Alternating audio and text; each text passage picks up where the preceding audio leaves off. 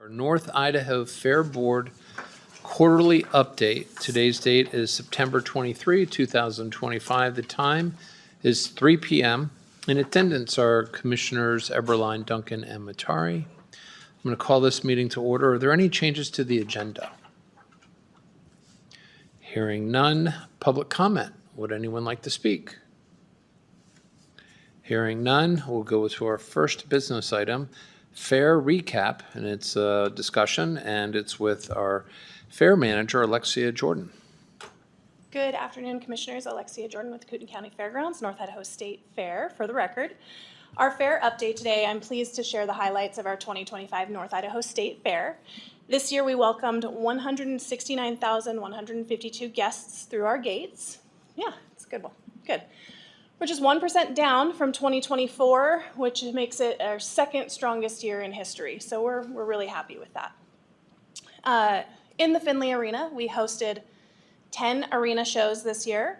7 of those were sold out. As always, our Sunday rodeo includes free bleachers for the community.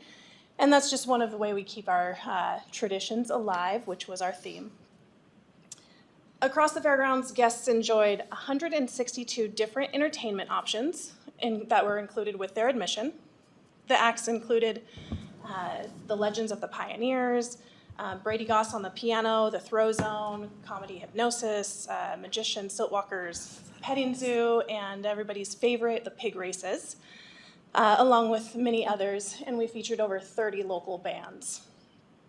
The carnival provided was Paul Maurer shows. They've been with us since 2019, and although they experienced 5% decrease in their gross, it mostly was due to hot weather on that last weekend. That tends to be the really strong weekend, but it was really hot, if you guys recall. So again, they're happy with that. It's still a really high gross for them, and they love coming to Coeur d'Alene. Community support continues to be the cornerstone of the fair. We had 94 sponsors that contributed $450,000 to create this experience. In addition to that, local nonprofits earned more than $81,000 in their efforts that through the fair that directly impact our community. One of the most fun new additions this year were the special ribbons we ordered for the elected officials that you all took part in, and I thank you for that. I think this gave leaders a chance to be more directly involved and add a new layer of excitement to our guests and exhibitors, so thank you again. Our grounds were filled with 124 commercial vendors, 38 concessionaires, and most of them are right here from North Idaho. Concession sales, food concession sales were up 5% over last year, which was really great. Philly Express is the top grossing vendor again this year, so hopefully you got to go by and have a Philly cheesesteak, or the cheese curds are really phenomenal. The Youth Livestock Show and Sale is another great success. We're always really proud of our youth here. This year we sold 279 animals for a total of $930,855. That included the add-on prices. The average animal sold for $3,336, and exhibitors come from Kootenai and Shoshone counties. They presented 41 steers, 50 sheep, 36 goats, 126 swine, 15 rabbit pins, and 11 poultry pins. I do have the average price of each species if you're interested in that, but I won't go into that any further unless you like. On the exhibit side, we had 1,288 exhibitors for a total of 9,446 exhibits. That's everything from quilts to cattle. This marks an all-time record high for us in our exhibits department. We were over 2,000 entries more than last year, far exceeding any year we've had in our history. So we paid out $31,000 in awards to people who participated in those programs. And I think every exhibitor really proudly presented our North Idaho Fair and our traditions. So finally, the Gem State Stampede drew over 13,000 guests for 5 nights of sold-out rodeo action. Nearly 600,000 competitors traveled across the U.S., Canada, and beyond. One new record was set in the arena in the barrel racing. Haley Gibson from Red Crest, California ran a 17.15, so a new arena record for us. Great to get good feedback on the ground, and when the barrel racers do well, it really spreads like wildfire, so you can almost count on more competitors next year.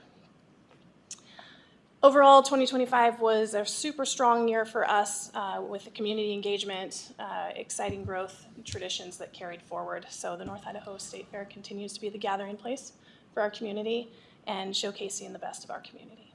So that's it on our fair. Do you have any questions? Questions? Comments? Yeah. Well, I think the technical term for what you're doing is you're crushing it. So keep it up. We'll try. If no one has anything else to say, we will move on to item 2, office building update, discussion item, and Ms. Jordan again. Well, Welchcomer has been working with Pat Braden in regarding the first round of bids, which were rejected. Since then, we've moved forward with a new approach. We now have 2 separate bids currently out for advertisement. Bid 1 is moving the building, and bid 2 is all the other work except for moving the building, hoping that we can get a better response. Moving the building seems to be a real challenge, more than we anticipated. So we're now in the second week of advertising with bids scheduled to be open on October 1st and hopefully awarded October 7th. Again, we remain hopeful that it can come in a level that we can move forward with. And office space is desperately needed where we're at, so we're keeping our fingers crossed. Pat, do you have anything to add to that maybe? No, I think Pat Braden, Civil Deputy Prosecutor for the record. I think Alexcia has said everything that's relevant to this procurement. Just waiting to see what we get for the bifurcated bids. Okay, Hoping to get the cost of moving that down a little bit. thank you. Any questions or comments? Hearing none, we will move on to item 3, fair resolution draft. It's a discussion item, and Commissioner Leslie Duncan. So we've been working on this for a few months, and I think we have a working document unless there's any further concerns. The only thing that I noticed, but I think that Pat and I kind of got around it, Title 67, Chapter 28 on Section E, we're talking about personal property, not, And public works construction. okay, Yeah, I just thought of that like 15 minutes before we came down here. okay, so you want to add those? Yeah. Okay. Otherwise, I think it's ready to come before the board next Tuesday. There are still a couple, there's still a couple, my name's Lisa Burton, I'm the vice chair of the Fair Board. A couple references still in there to statute 31-822, which is for fair districts. Is that, That's the way I just didn't know if that Don't was think- which we're not, it doesn't, relevant. Right. Right, I'll look it up, but I'm pretty sure it doesn't just apply to fair districts. It's just H, the second sentence in that one. And I don't think we had any more concerns beyond that. And this largely is just solving this is basically memorialized in writing what is how things are working in Kootenai County between the commissioners and the fair. We're not really fundamentally changing anything from what I can gather out of it. It's just describing in writing the process that has largely been happening all along. Is that correct? the only exception I would say is the review of the individual cost of requirement. Even, Yeah. I think this says that Which the section? commissioners delegate G. the fair and the fair board as a leasing agent, but still all those contracts would need to come before the commissioners. Yeah, and again, I think we can handle those pretty in bulk and pretty easily. And again, it also says ratify, so when you have these situations where it's, you know, your event's on a Friday, they're making changes on a Thursday, that's no problem. We'll get it on, not the following Tuesday, but the one after that for final ratification. I'm just gonna bring it up again, I am a little concerned on how this will change our workload in the office, and we'll figure it out, but I do want to just get that in the record that I'm a little Sure, and again, I mean, you guys scan things? You scan things in electronically? Sure, yeah, Yeah. we have a scanner in the office. Yes, we Yeah. do scan. So you could just take every Monday and you could just scan the previous week's stuff, upload it. That gives us a couple days to get on the business meeting. So it'd almost be a recurring line item on every business meeting. Yep. I know we had talked about the hope of, and maybe this just needs to be one more meeting where we can kind of clarify how we want it to pan out, but I completely lost my train of thought with that one. The timing The- of that, does it need to be done weekly, Oh, quarterly, monthly. monthly, those types of things? And I understand like the cadence of having it as a recurring thing in our office as well. It's just we do have very limited manpower, and even taking a half a day to organize contracts and scan them in and upload them, we just are really spread thin. And we do that intentionally to keep costs down, but I'm confident that if that's required, we can work through it, but hopefully we can come to a feasible schedule that, Sure, isn't- we'll get into it, because my only concern is if you're doing it once a month and you have 700 contracts throughout the year, that's going to be pretty big. So, As of last year, I think it was, around 300 unique event days, okay, or unique events, sorry, and 750 some days. event days. So, I mean, Okay. it's not quite that many. It wouldn't be hard to do it by the month, but I just do worry about the weekly thing, since we all wear many hats. Sure. Being dedicated to a desk sometimes is difficult, but we'll make it happen if that's what Okay. you would like. Yeah, just get into it and then see what will be an easy flow. Pat, do you have any thoughts on this, on a way to streamline this process? I mean, it's, I don't think I really have any additional thoughts. I do think, I mean, I know the resolution is, allows for either approval beforehand or ratification after the fact. So I think doing it on a monthly basis, I think would be legally fine, if that's what you decide to do. and so how would that work once it's after the fact? Does that mean that the commissioners sign the contract after the services have been delivered? It'd just be approved, just officially approving the contract, not necessarily signing it. So what, like a consent calendar? That's what I would envision. Of course, if there's anything that any of you want to put on the regular agenda, you can. Yeah, but I guess, I would think it would normally be a consent calendar item, is this agreed? board contracts. Is this agreed among other, your contemporaries in the office? And the reason I ask is because we do have other situations where we get different opinions I understand. on the Yeah. same situation. And what I'd like to try to avoid is having 700 additional contracts in our system that we're going to be sitting here just going one after another. But they're all after the fact.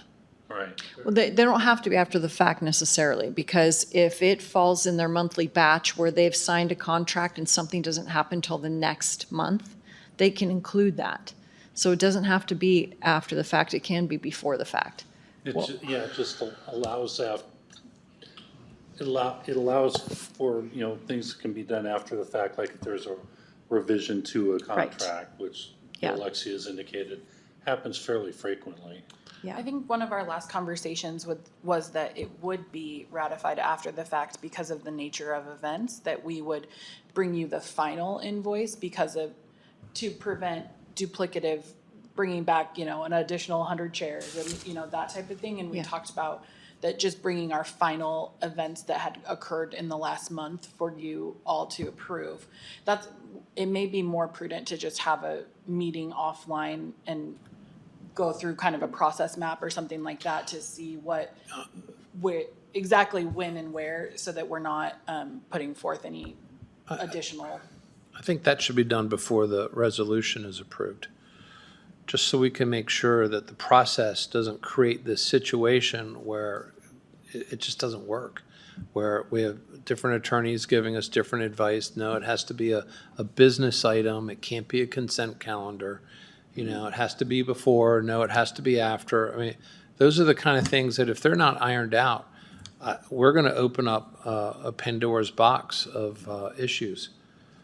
And it seems like we should be able to map this out beforehand. If this is the direction, which I presume you want to go, then that should be mapped out a little bit before we say yes and figure out how it works afterwards. Yeah, I mean, that makes sense. I mean, it's the volume. The volume can be overwhelming. Right.